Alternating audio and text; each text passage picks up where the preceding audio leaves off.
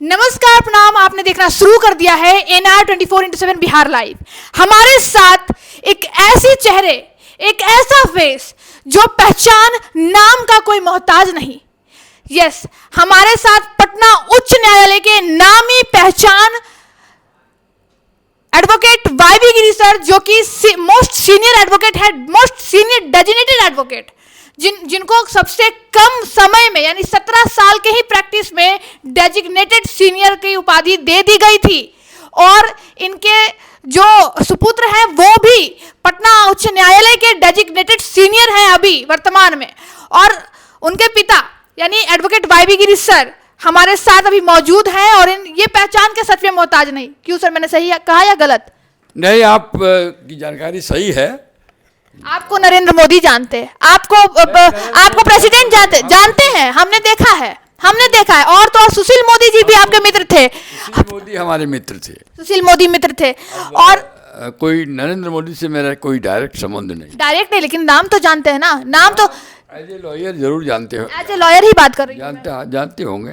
पटना उच्च न्यायालय के हर एक जस्टिस भी आपको जानते हैं। फिर भी आप अब अपने कानूनी व्यवस्था में आपने एक अच्छा नाम कमाया, बड़ा नाम फेम, पैसा, सबसे ज्यादा इनकम। हमने जो रिसर्च किया, सबसे ज्यादा इनकम टैक्स पे करने वाले एडवोकेट आप हैं। हाँ, ये बात है। मैं अच्छा खासा इनकम टैक्स देता हूँ और बहुत दिनों से दे रहा हूँ। बहुत दिनों से दे रहे हैं। और पैसा इसलिए इनकम टैक्स ज़्यादा से ज़्यादा देता हूँ, जितना कम से कम छिपाता नहीं हूँ, दे देता हूँ जितना इनकम होता है, जनता ताकि इनकम टैक्स से वेलफेयर प्रोग्राम देश में चलता है। सरकार जो लोगों के लिए वेलफेयर प्रोग्राम बनाती है तो टैक्स के पैसे से ही बनाती है। इसलिए ज़्यादा से ज़्यादा लोगों को हम रिक्वेस्ट करेंगे, हमारे फेलो सिटीजन्स जितने हैं, ज़्यादा से ज़्यादा टैक्स देना चाहिए। ये टैक्स देकर आप समाज की सेवा कर रहे हैं। ये टैक्स देकर समाज की सेवा कर रहे हैं। सर, आपने अपने कानूनी जगत में बड़ा नाम कमाया, बड़ा फेम कमाया, फिर भी राजनीति में उतरने का क्या मूल्य उद्देश्य था आपका? उसमें भी जन स्वराज, जबकि आपको नीतीश कुमार की भी पार्टी है जदयू। नीरज जी आपके बारे में एक बार बोल रहे थे कि बहुत बड़े एडवोकेट हैं, मतलब उनके स्वभाव में डर झलक रहा था, क्योंकि जन स्वराज पे झूठा मुकदमा जो कर रहे थे, आपको याद होगा शायद। मतलब ये है कि हमारे से पर्सनली तो सभी पॉलिटिशियन से मेरा जान पहचान मित्र था। लालू जी और हम तो साथ ही पढ़ते थे, नीतीश जी भी थे, सुशील मोदी भी थे, लेकिन मेरा मन कभी राजनीति में जाने का नहीं था। मैं ट्रू प्रोफेशनल, जो लीगल प्रोफेशनल था उसी में मस्त था, अच्छा था, मन लगाया था। समाज हमको रिकॉग्नाइज भी कर रही थी, फाइनेंशियली भी बहुत I was being paid well by the clients. तो मुझे कोई राजनीति में जाने का मनसा नहीं था, लेकिन प्रशांत जी का जो विचार देखा हमने, और बिहार का जो बदलाव और बिहार का विकास, गरीबी को मिटाने का जो उनका नया तरीका है शिक्षा के माध्यम से, और उनका यह कहना जहाँ शिक्षा रहता, जहाँ सरस्वती रहती है वहीं लक्ष्मी आती है, मुझे बड़ा जचा। क्योंकि हम लोग भी साधारण परिवार के थे, लेकिन चूँकि हमने पढ़ाई की और वकालत किया तो थोड़े बहुत मात्रा में लक्ष्मी जी भी आई। सरस्वती और लक्ष्मी दोनों का रहा हम लोगों के साथ आशीर्वाद। और ऐसा मनुष्य जिसको भगवान सब कुछ दिया है, वैभव, और कभी भी कहीं से MP MLA कुछ भी हो सकते थे, सारा सुख सुविधा छोड़ के परिवार त्याग कर, परिवार उनकी वाइफ दिल्ली में रहती है, बच्चा स्कूल में पढ़ता है, बिहार में पैदल गांव-गांव घूम रहा आदमी, और इतना वेल मीनिंग आदमी। तो मैंने सोचा, मैं बहुत प्रभावित था उनसे। और जब उन्होंने प्रस्ताव रखा कि मैं उनकी पार्टी ज्वाइन करूं, तो शुरू में कुछ संकोच हुआ, लेकिन परिवार के लोगों से बात विचार विमर्श कर 2 अक्टूबर से 2024 से मैं उनका पार्टी ज्वाइन किया। और तब से मैं उनके साथ और उनके पार्टी के प्रोग्राम और उनके मिशन के साथ अपने बुद्धि और विवेक और शक्ति के अनुसार लगा हुआ हूँ। और मैं चाहता हूँ कि जन स्वराज की सरकार बिहार में बने, हमारे यहाँ से पलायन रुके, हमारे यहाँ से शिक्षा हमारे यहाँ बढ़े, स्कूल अच्छे क्वालिटी स्कूल बने, 15 साल के लड़कों को कंपलसरी एजुकेशन दिया जाए, बुजुर्गों को पेंशन मिले, 60 साल वाले को या स्त्री हो या मर्द हो सबको, और इन सब विचारों को लेकर और बिहार में एक स्वच्छ एडमिनिस्ट्रेशन दिया जाए, भ्रष्टाचार न हो, उसमें हर की बात सुनी जाए, रूल ऑफ लॉ इस्टेब्लिश हो। रूल ऑफ लॉ का मतलब होता है कानून का राज, किसी व्यक्ति विशेष का नहीं, किसी एक परिवार का नहीं, किसी एक समाज का नहीं, किसी एक जाति का नहीं, किसी एक धर्म का नहीं, सबको मिला के जो चले सिस्टम, तो ये रूल ऑफ लॉ, कानून के ही राज में ऐसा हो सकता है। इसलिए, और हम ऐसे भी लॉयर हैं तो हम लोग लॉ भी समझते हैं, रूल भी समझते हैं। तो रूल ऑफ लॉ का जो सिस्टम है बेस्ट गवर्नेंस है, और उसी को जनस्वराज लाना चाहती है, और इसको जनस्वराज लाना चाहती है।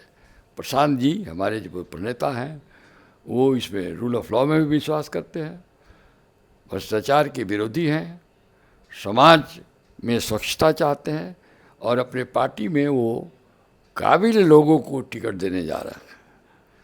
वो चाहते हैं कि हम लोग किसी भी वर्ग का हो, किसी भी समाज का हो, किसी भी धर्म का हो, लेकिन आदमी काबिल होना चाहिए, बाहुबली नहीं, पढ़ा लिखा, काबिल, ऐसे लोगों को आगे बढ़ाना चाहते हैं और ऐसे समाज का निर्माण करना चाहते हैं। सचमुच राम राज लाना चाहते हैं। महात्मा गांधी के बताए, अम्बेडकर के बताए रास्ते पर चलकर प्रजातांत्रिक प्रणाली से सरकार इस्टेब्लिश करके स्वच्छ सरकार देके लोगों का भला करना चाहते हैं। सर, वाईवी गिरी सर जो हैं जनस्वराज ज्वाइन करते हैं, प्रशांत किशोर को ज्वाइन करते हैं, और पटना उच्च न्यायालय में खलबली हो जाती है कि अरे वाईवी गिरी सर ज्वाइन किए जनस्वराज। तो पटना उच्च न्यायालय के अधिवक्ताओं की एक मांग है जो हम आप तक रखना चाहेंगे। क्या एडवोकेट प्रोटेक्शन एक्ट पर भी बात होगी या फिर ये चर्चा ही रह जाएगा? देखिए, मुझे तो जो लीगल सेल है हमारी पार्टी का, उसका अध्यक्ष भी मैं हूँ। बिहार के जो स्टेट लेवल पर जो लीगल कमेटी बनी है उसका मैं अध्यक्ष हूँ। प्रशांत जी ने मुझे पूरी छूट दे रखी है लीगल एस्पेक्ट में। जो कानून सम्मत कार्रवाई होगी वकीलों के वेलफेयर के लिए, वकीलों के एकोमोडेशन के लिए, वकील यदि स्वस्थ नहीं रहेंगे तो अच्छा सा प्रैक्टिस नहीं करेंगे स्वस्थ होकर, मानसिक रूप से संतुलित होकर, तो अच्छा असिस्टेंस कोर्ट में नहीं मिलेगा, कोर्ट को अच्छा असिस्टेंस नहीं मिलेगा तो अच्छे जजमेंट्स नहीं आएंगे। इसलिए यदि जिसको भी रूल कानून के राज में विश्वास है उसको वकीलों के वेलफेयर को देखना पड़ेगा, करना पड़ेगा। इसलिए हम लोग भी जनस्वराज भी जो भी पॉसिबल स्टेप्स है इंक्लूडिंग लॉयर्स प्रोटेक्शन एक्ट वगैरह वगैरह, जो भी उनके में हम लोग इस पर विचार करेंगे और हम लोग इसको लागू करेंगे। इसको लागू भी करेंगे। सर, अगर जनस्वराज सच में इसको लागू कर देती है तब तो बिहार में जो है रूल ऑफ लॉ जिसकी आप बात कर रहे थे, मुझे लगता है कि काफ़ी सुधार हो जाएगी। क्योंकि आज कई वकीलों पे झूठे मुकदमे हो जाते हैं। अगर वो क्लाइंट का केस लेता है और पुलिस जो है उस पर झूठा मुकदमा कर देती है, ऐसे ऐसे कई चीज़ों से कई एडवोकेट, हमारे पास कई केसेस खुद आए हैं। नहीं, वो सब हम लोग देखेंगे। हम लोग लॉयर फ्रेंडली सरकार होगी हमारी, लॉयर फ्रेंडली सरकार होगी वाईवी गिरी सर की, ऐसा इनका कहना है। यानी जनस्वराज के प्रशांत किशोर के साथ साथ वाईवी गिरी सर का, राइट सर? क्योंकि लॉयर फ्रेंडली सरकार इसलिए भी होगी कि majority of the lawyers they are doing good service to the society by arguing for the justice दिलाते हैं गरीबों को, जस्टिस दिलाते हैं जिनके साथ अन्याय होता है। इसलिए उनके साथ भी जस्टिस किया जाएगा, वकीलों के साथ सरकार जस्टिस करेगी, इसमें कोई संदेह नहीं। लास्ट सवाल है सर आपका, पटना उच्च न्यायालय में सबसे हाई फीस रखने वाले आप एडवोकेट में आते हैं, आपका नाम आता है कि सबसे ज़्यादा फीस लेते हैं वाईवी गिरी सर। तो क्या धनवानों से जो दे सकता है उससे फीस लेते हैं, लेना भी चाहिए। नहीं लेंगे तो ऐसे क्यों मदद किया जाएगा। लेकिन जो गरीब हैं, जो नहीं दे सकते हैं, उनसे कंसेशनल रेट पर या नील पेमेंट पर भी मैं काम करता हूँ। आप बिना फीस का भी काम करते हैं? बहुत काम किया, प्रो बोनो वर्क आपने करा है? बहुत किया हूँ।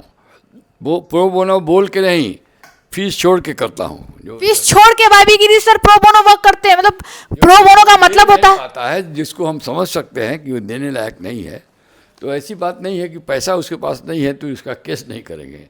पैसा मैं उन्हीं लोगों से लेता हूँ जो देने लायक हैं और जो दे सकते हैं। शुरुआती दौर में कानूनी प्रक्रिया में जब आए थे, जब आप एडवोकेट बने थे, तब आपकी फीस कितनी थी और अब आपकी फीस कितनी? अब ये बात छोड़िए, शुरू में तो बहुत कम फीस मिलता है सभी वकीलों का। आप क्या लेते थे क्या देते थे उसको छोड़, बच रहे हैं फीस से सर कि कहीं लोग जान गए कि भाई वाईबी गिरी सर इतना फीस लेते थे? नहीं नहीं नहीं, ऐसी कोई बात नहीं। ऐसी कोई बात नहीं है सर। एक लास्ट सवाल बस, एडवोकेट की तो बात हो गई, डॉक्टर्स की बात हो गई, पुलिस प्रशासन की जो व्यवस्था है वो बिहार में आपको भी कैसी लग रही है वर्तमान में? नहीं, बहुत सुधार का इसमें आवश्यक है। हम लोग बहुत इसमें मॉडिफाई करेंगे और सुझाव लाएंगे और इसको इम्प्रूव करेंगे। अप टू मार्क नहीं है। दो कारण है। एक तिहाई पुलिस तो ये शराब को पकड़ने में लगी हुई है और उसी के पीछे दौड़ती रहती है। 1/4 नेताओं के सिक्योरिटी में पुलिस रहती है। पुलिस फोर्स कम है और पुलिस फोर्स को ठीक से रेगुलेट करना होगा और ठीक से उनसे काम लेना होगा। इसमें बहुत गुंजाइश है। Police administration up to mark नहीं है। नो नो, बिल्कुल ही नहीं।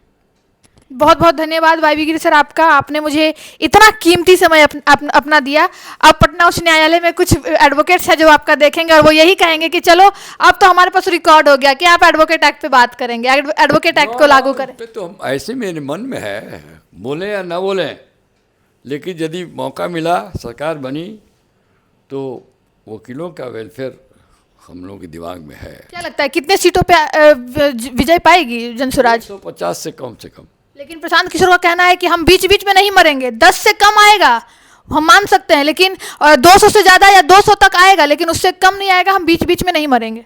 नहीं, हमको तो 121 पे ही सरकार बन जाएगी, तो हम लोग को 150 200 के आसपास में हम लोग सीट आ रही है, चिंता न करें।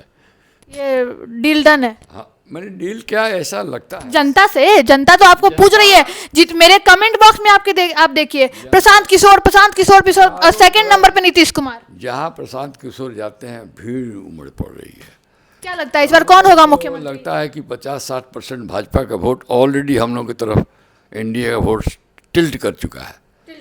और राष्ट्रीय जनता दल जो एनडीए फ्रंट है इंडिया, उसका भी 30-35% वोट हम लोग की तरफ टिल्ट कर चुका है। तो सब मिलाई तो जितना वोट होगा उसका 60-65-70% तो हम लोग की तरफ अभी टर्न कर गया है।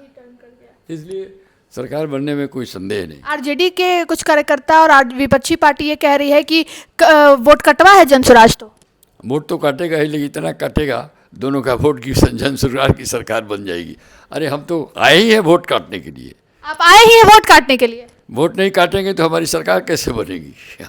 तो वोट काटेंगे, बहुत ज़्यादा मात्रा में काटेंगे और फिर विकास करेंगे। जरूर विकास करेंगे। जरूर विकास करेंगे। ठीक, धन्यवाद सर।